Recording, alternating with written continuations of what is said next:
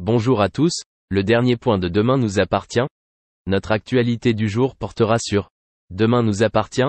Spoiler, découvert par la police, le voleur a immédiatement tué Maud. Pendant ce temps, la police interroge Liam. Le jeune homme a reconnu avoir cambriolé une vingtaine de maisons avant la veille de Noël pour redistribuer des cadeaux.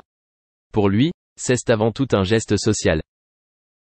Si la police a tenté de lui faire comprendre que ses actes étaient graves, le jeune homme semblait être un peu sorti de son nuage.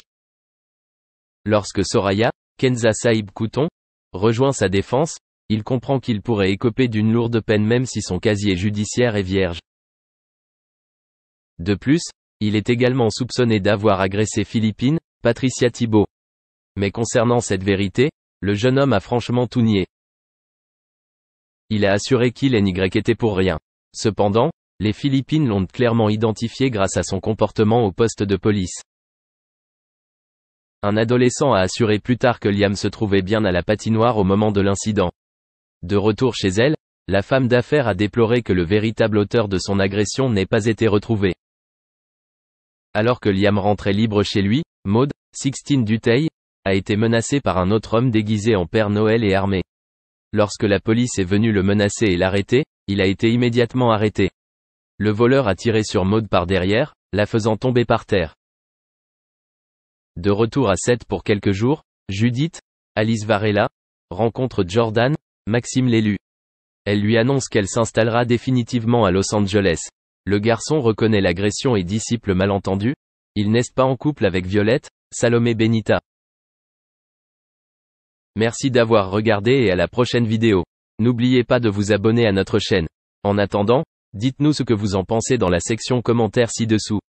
Au revoir.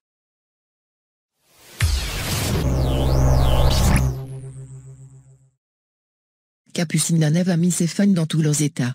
En effet, elle est apparue en story sur Snapchat et sur Instagram avec le visage totalement métamorphosé.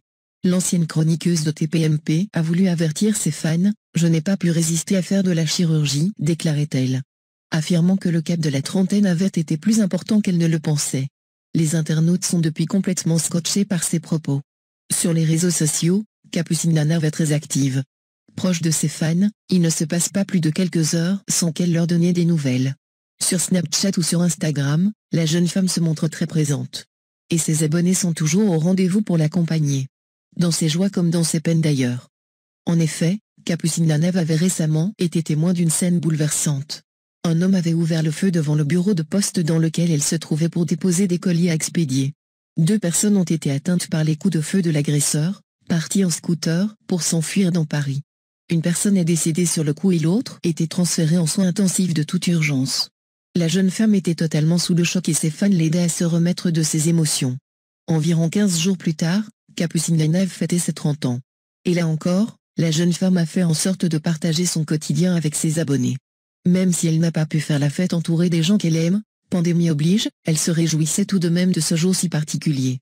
Elle pouvait compter sur son compagnon, le mystérieux Victor, et sur ses fans pour lui apporter toute l'attention nécessaire. La cousine de Magali Berda n'a donc pas trouvé le temps de se plaindre en cette belle journée, malgré la crise sanitaire. Capucine Nanève remercie également son compagnon de lui avoir fait une surprise de taille. Ce dernier a réalisé l'un de ses rêves en lui offrant un séjour au Westin Palace de Madrid, en Espagne. Décidément, la jeune femme a été gâtée. Capucine Nanève a eu une drôle d'idée au lendemain de ses 30 ans. Comme elle l'avait confié à ses fans, elle avait une certaine appréhension à passer le cap de la trentaine.